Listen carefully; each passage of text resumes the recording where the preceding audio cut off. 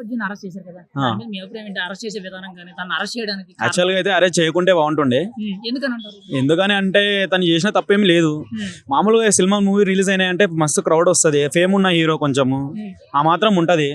ఇంకా వాళ్ళు జనాల్లో కొంచెం తొక్కిసలాట అయినప్పుడు ఆయన కూడా తనేం చేయలేడు.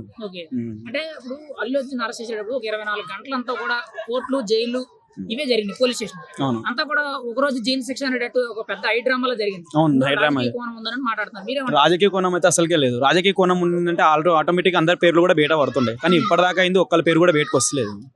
కానీ మనకి అప్పుడే రాజకీయ నాయకుల పేర్లు ఉంటే ఆటోమేటిక్ అలా పేర్లు బయటకు వస్తుండే, ఒకళ్ళ పేర్లు అయినా ఒకళ్ళ పేర్లు అయినా. మరి అంటే ఇప్పుడు మీరు లేదు అని అంటున్నారు, కానీ అల్లు అర్జున్ జైల్లోకి వెళ్ళాడు. జైల్లోకి వెళ్ళిన గంటన్నరకి కూడా బెయిల్ వచ్చేసి, కానీ బెయిల్ పేపర్ సరిగ్గా లేవని చెప్పి ఆ రాత్రి అంతా కూడా జైల్లోనే ఉంచారు. నన్ను అడిగితే అన్న కేసు ఎందుకు అయిందో కూడా నేను చెప్తాను. నాకు తెలిసిన కాడికైతే జర్ర పవన్ కళ్యాణ్ తో కమ్యూనికేషన్ మంచిగా లేదు కాబట్టి నేను ఆ విషయం అనుకుంటున్నా.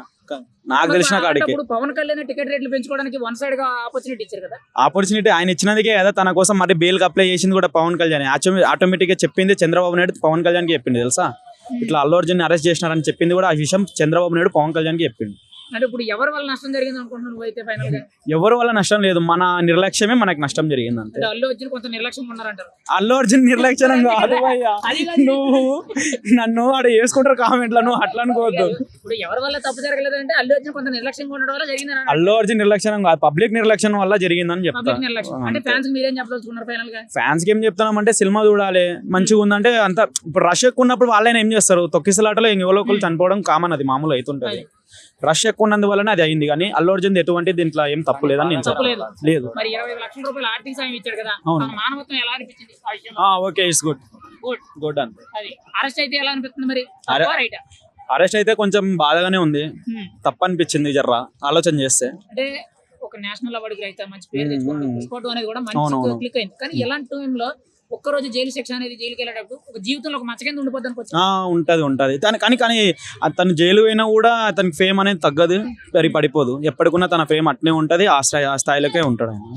మరి ఇప్పుడు అల్లు అర్జున్ అంత మంచి హిట్ కొట్టాడు, నేషనల్ అవార్డు కొట్టాడు, మంచి పేరు వచ్చింది, ఒక స్టార్ అయ్యాడు, ఇక్కడ వరకు బానే ఉంది. తన వల్ల ఒక మహిళ చనిపోయారు, దాని మీద నీ అభిప్రాయం ఏంటి?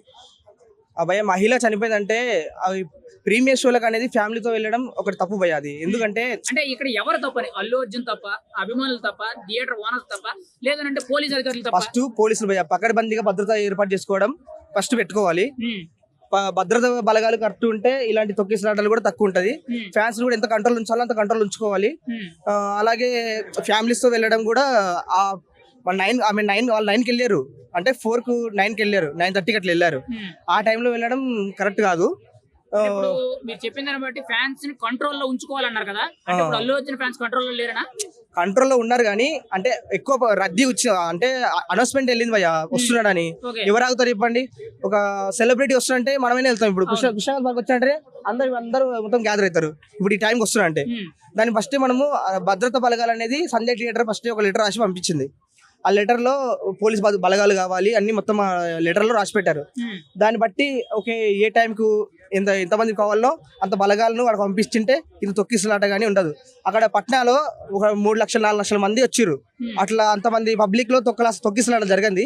ఇక్కడ జరిగిందంటే ఇక్కడ మైనస్ ఎవరిది? గవర్నమెంట్ది. గవర్నమెంట్ సరిగ్గా లేదు. అంటే రేవంత్ రెడ్డి గవర్నమెంట్ అనేది సరిగ్గా లేదంటారా? ఓపెన్ గా మాట్లాడుకుంటే గవర్నమెంట్ కాదు, పోలీసులు అంతే. మరి పోలీస్ వ్యవస్థ అంటే గవర్నమెంటే కదా రూల్ చేసేది. దానిలో హోంశాఖ ఉంటది భయ్య, వాళ్ళు చూసుకునే బట్టి ఉంటది. మనం వాళ్ళు పంపించేదాన్ని బట్టి ఉంటది.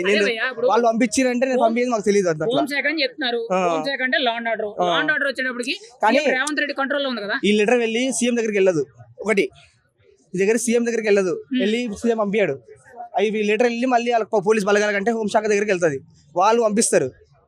ఓకే అంతవరకు అంతే. అంటే ఖచ్చితంగా రేవంత్ రెడ్డి ప్రలోభం ఉందని అంటారు నువ్వు అయితే? ఎవరిదో ఒకటి ఉంది భయ్య అంతే, ఎవరిదో ఒకటి ఉందంట అంతే. అంటే అల్లు అర్జున్ అరెస్ట్ చేయడం నీ దృష్టిలో ఏంటి? ఫైనల్ ఒక మాట నాకు చెప్పు. కరెక్ట్ కాదు, తప్పు అంతే. తప్పు అంతే భయ్య. రైట్.